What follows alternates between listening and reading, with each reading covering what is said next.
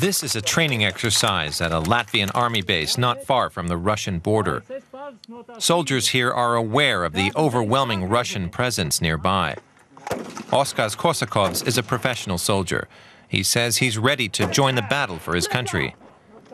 Since the crisis in Ukraine erupted, many here view Russia as an enemy who might attack Latvia and the entire Baltic region. Korsakovs volunteered to serve since there's no conscription in the country. I've been in the army for 9 months. I have the opportunity to advance. I could, for instance, become the commander of a small army unit. I'm going to stick with this for a bit and see what comes of it. His first target practice doesn't work out so well. Just 4 out of 10 shots on target. Korsakovs isn't happy at all.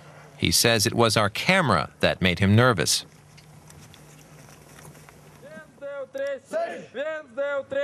This new generation of Latvian soldiers grew up in a post-Soviet world, in an independent Latvia.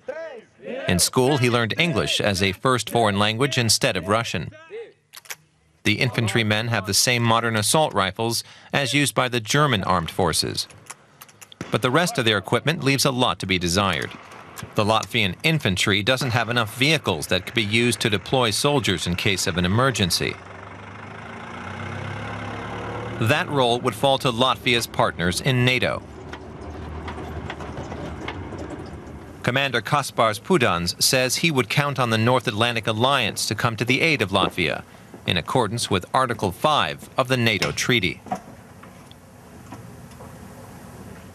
Treaty 5, of course, is important for us. It's our guarantees for our security and defense. We are not probably fully capable of facing big threats which could appear in our territory, and we, of course, that's why we realize we need cooperation. That could, for example, include a rapid reaction force, as several NATO members have proposed. NATO leaders are expected to agree to set up such a force at its summit in Wales beginning Thursday. It's a plan the commanding general of the Latvian army supports. I would say the most important task for NATO is the ability to react, almost immediately reaction. So Latvia supports any plans which would increase speed of moving around troops any place in NATO territory.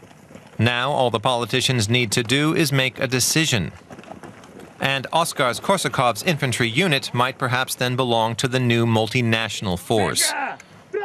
Back at target practice, Korsakovs has vastly improved on the second round. This time he scored a 10 out of 10.